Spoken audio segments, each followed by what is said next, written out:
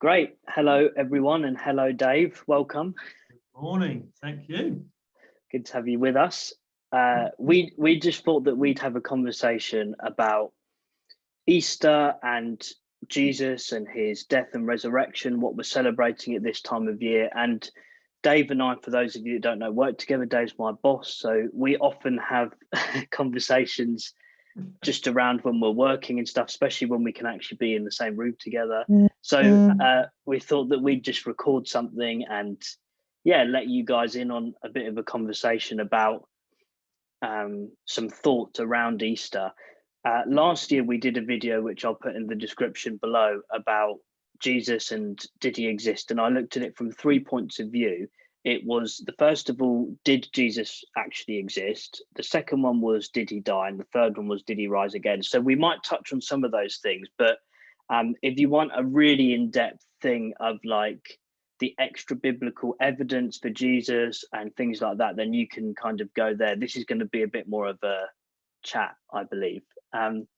So yeah, Dave, to start with, it would be good to get your thoughts on, well, maybe some of the ways that we've approached Easter before with the people that might have been watching, or maybe have, been to our Friday nights in the past and done stuff like that.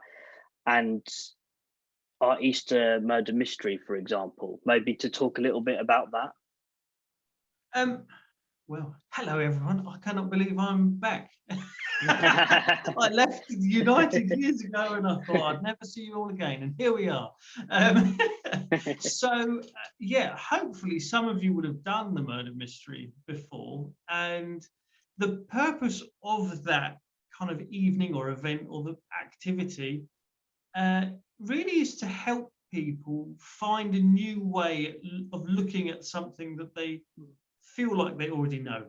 So I think the difficulty sometimes, if you've grown up in a church, or even if you haven't, but you know the certain standout stories of the Bible, is that the Easter story, much like the Christmas story, is one of those stories that we all feel like we know really well.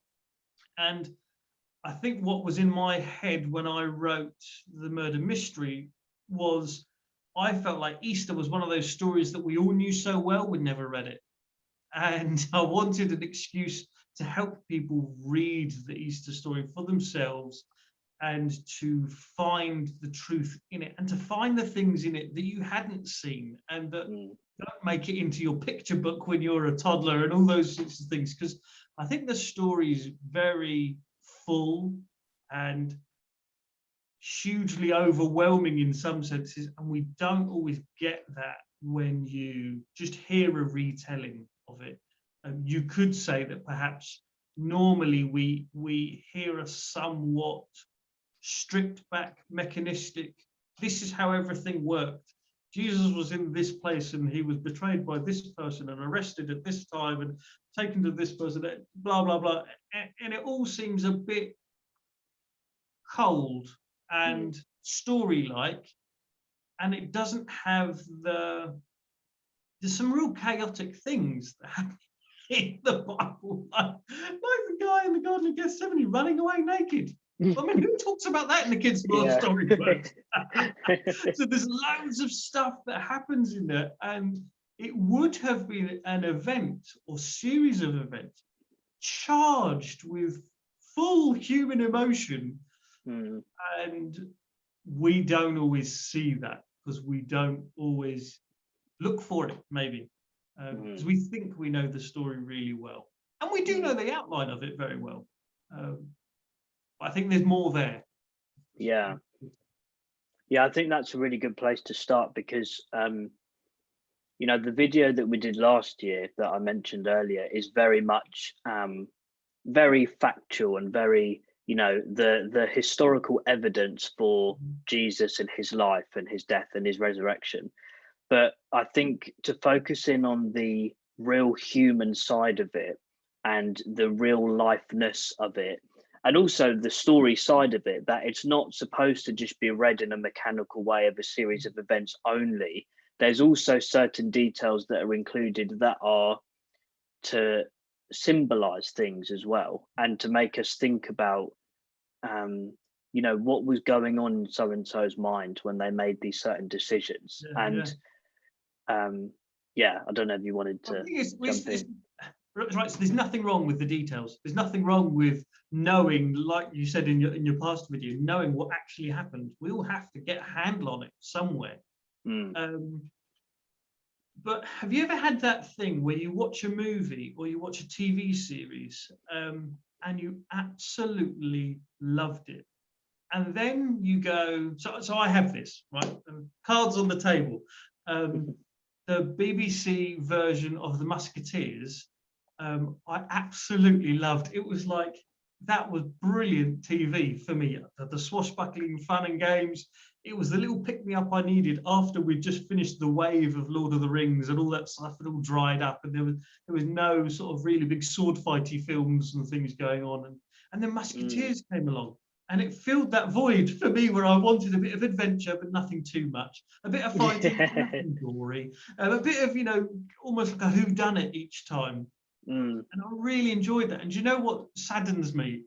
Is I bought them all on DVD and I've never watched them all properly on DVD, because going back to the story just wasn't as exciting the second time. When I knew, I can remember how this is going to finish, it just lost its charm, it lost its excitement.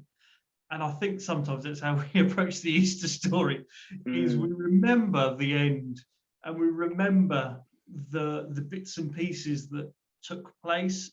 And as a result, some of the passion and the excitement is stripped away. And also, I don't despair that so-and-so got arrested, because I know he gets out, and I don't worry that so-and-so is going to get shot or stuck with a sword or something, because I know they survive, or they're rescued or whatever. And so sometimes knowing the end of the story really prevents us finding the fullness of the story, because we've seen it already and I know where it goes, and so kind of devalues the story. But the story was real, it actually happened.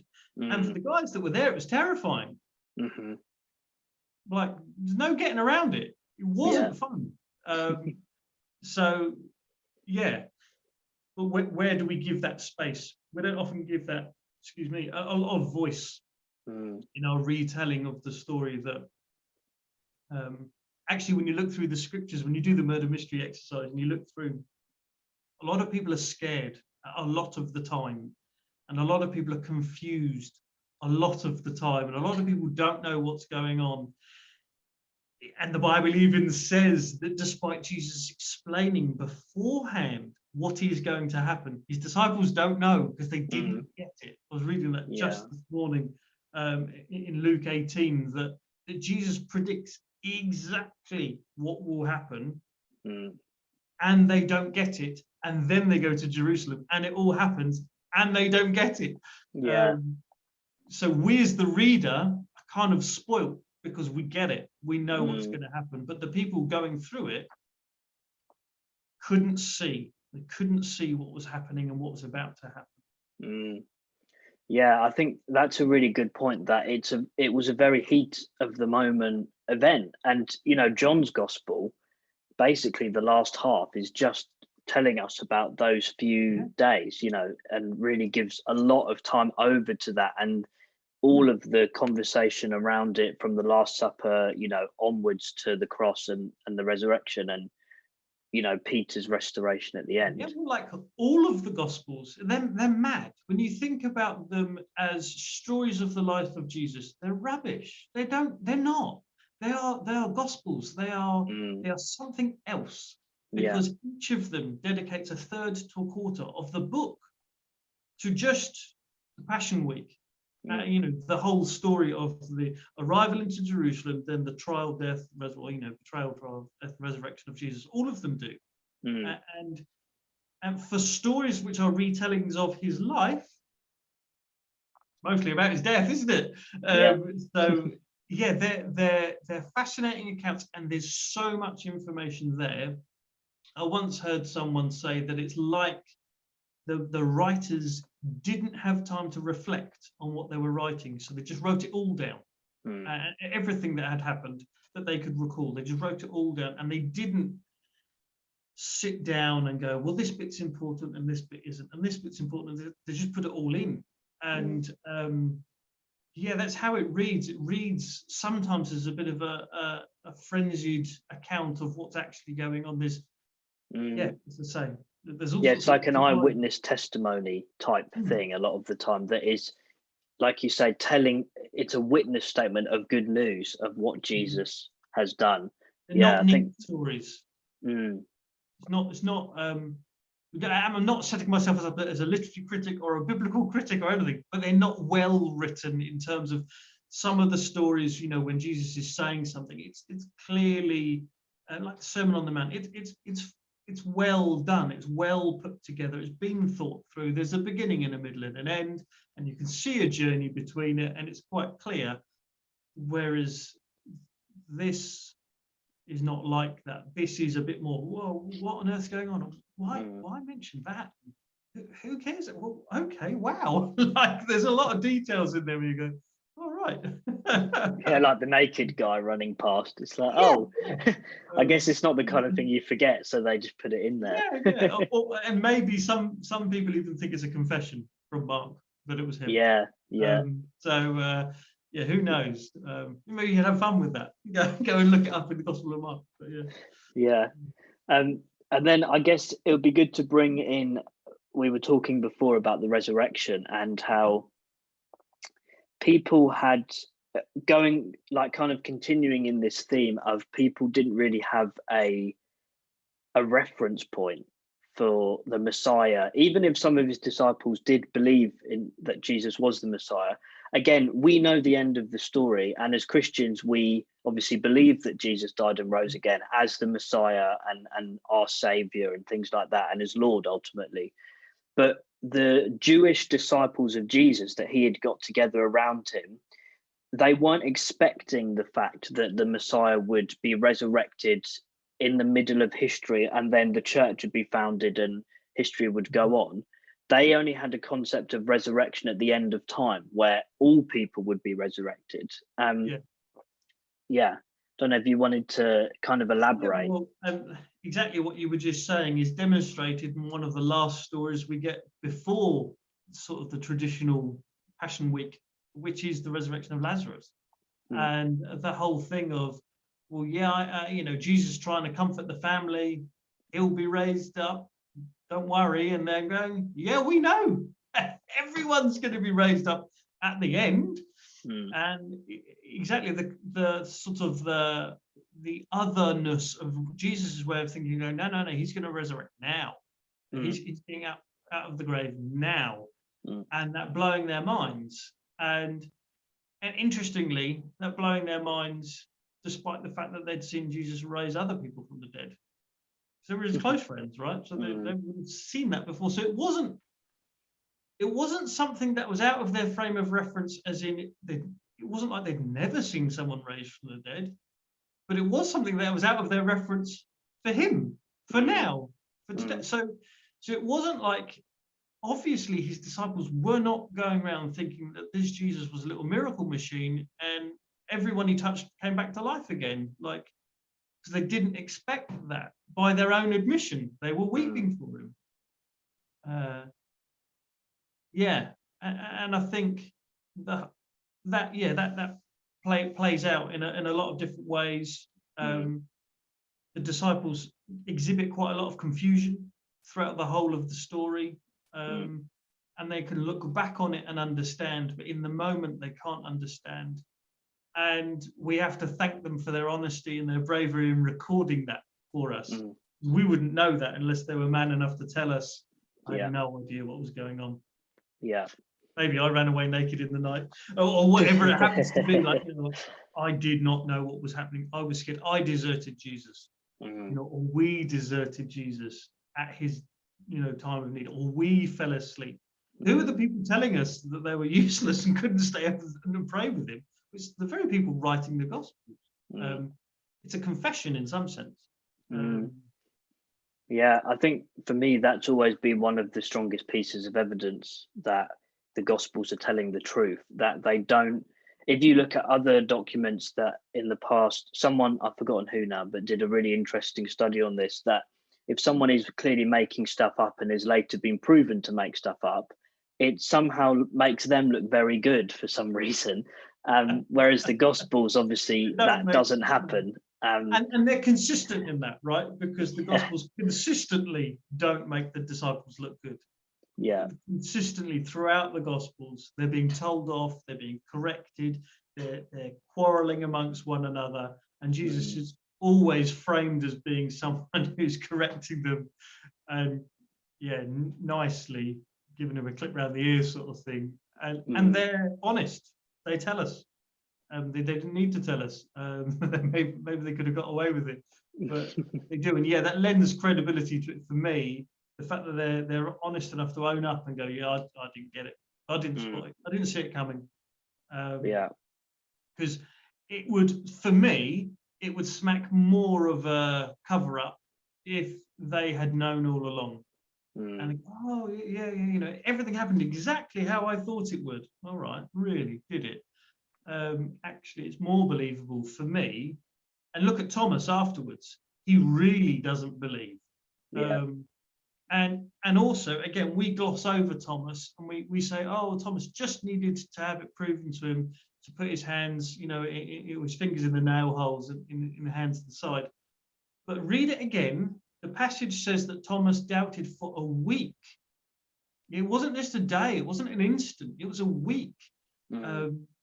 And that's a real thing. Like, that's, again, go back to the emotion of the poor guy. Does he really think all of his friends have gone mad? And he's the one guy that's still saying, or what is the anguish of him? Was he questioning, Jesus, why did you appear to everyone except me? What's going through his head at that moment when the rest of the disciples have seen the risen Lord and he hasn't? It goes back to the very real life experience that these guys were having, and it was only later that they went back and had the time to reflect on the scriptures. And I think Paul probably helped, coming in as someone immersed in study of the scriptures, and suddenly has an encounter with Jesus and he gets it, and suddenly I know that he has his own journey of going away and coming back as well, but all of these people, these characters, had this experience of going away and reflecting and realizing that the events that were very real life and a bit like boom, boom, boom, actually had been foretold years ago. And they were able to realize the books they'd grown up reading in not a different way, but in the correct way that they were meant to be read. Yeah, and like you say, Paul had a head start on them, because on the other disciples, let's be clear on who them are, because if he was a zealot and he was a man passionate for the Jewish faith until his conversion, well, we can't assume that tax collectors and fishermen were avid scholars of the Torah. You know what I mean? Like, I don't imagine they were. I imagine they had an acquaintance with it. They'd have done their religious schooling, but that would have stopped probably when they were young boys, maybe like 12. They may not have done much other than observant Judaism beyond that. So maybe they also didn't have the, literally just thinking out loud here, but maybe they didn't have the theological capacity to reference back to everything. They had the basic framework, but maybe not that much beyond. I think John's quite a good example of this, because we know he was obviously a fisherman. So in terms of education, wouldn't have been that the same as Paul or someone, but his books were kind of written in terms of the New Testament as a whole, were written quite near the end, his gospel and the epistles and then Revelation. And the depth that you see in the reflection time that he's had post life with Jesus and death and resurrection, you can tell that he's really gone away.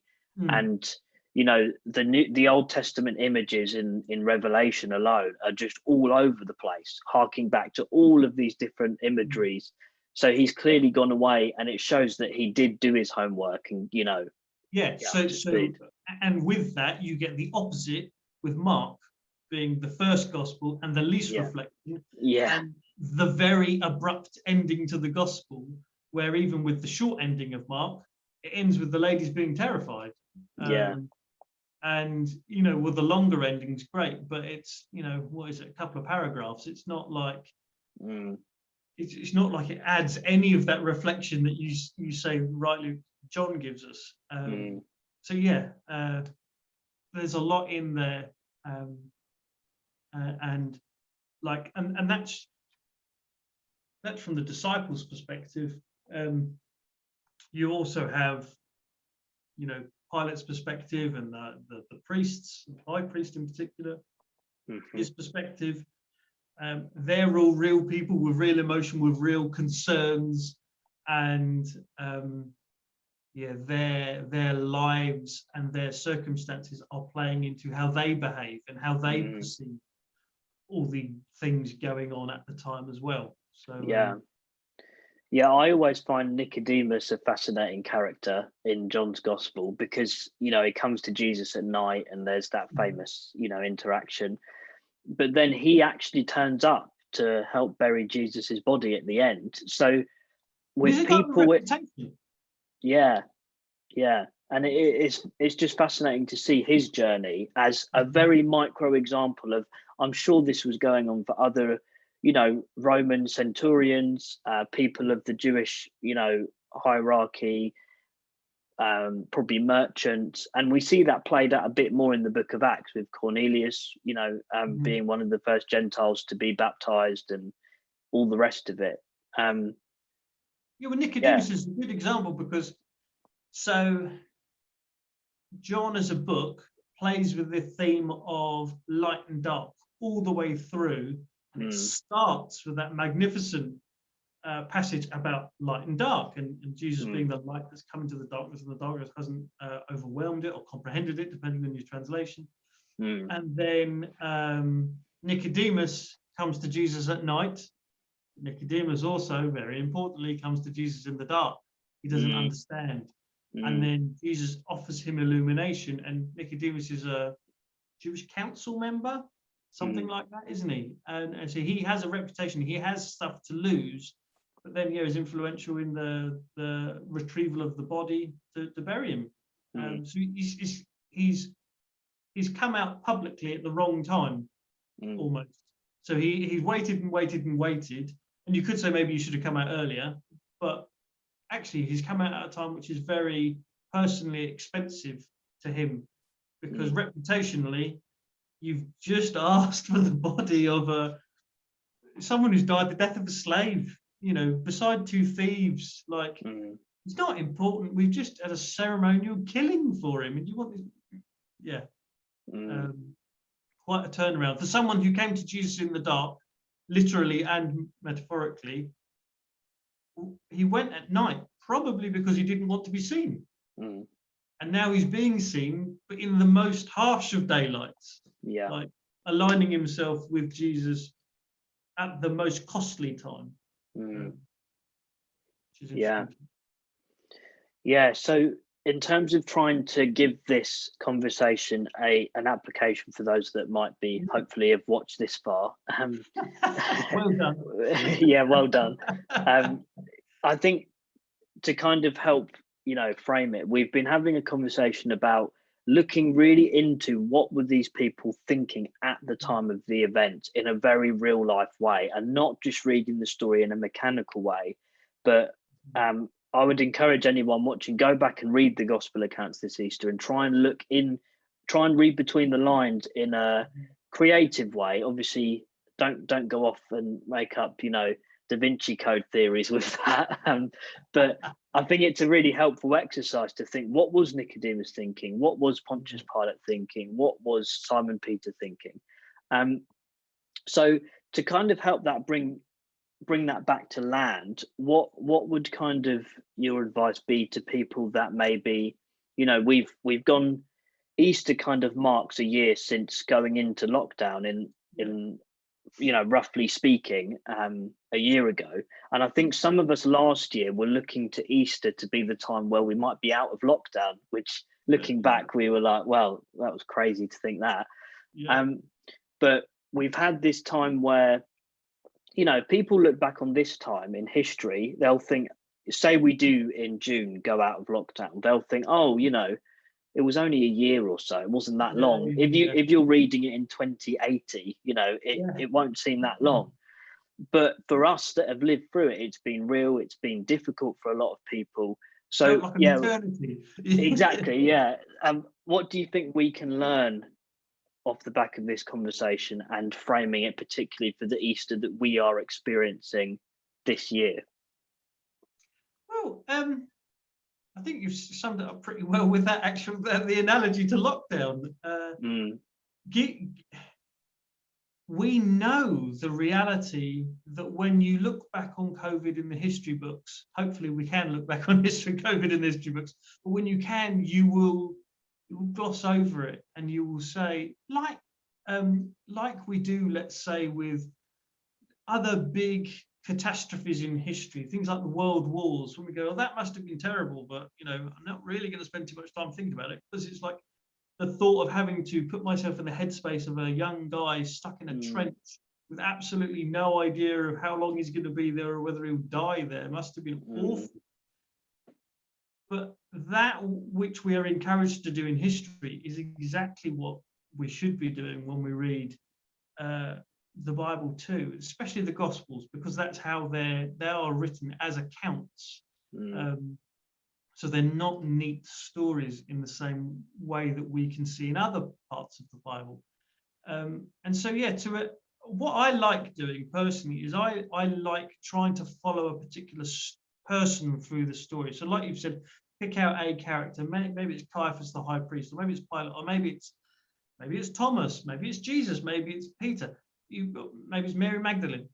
It doesn't matter who it is, but I like to read it and watch them through the story. And the accounts are not very long. So don't feel like I'm giving you like a summer's worth of work, but like you can just read through it once and just try and pay special attention to.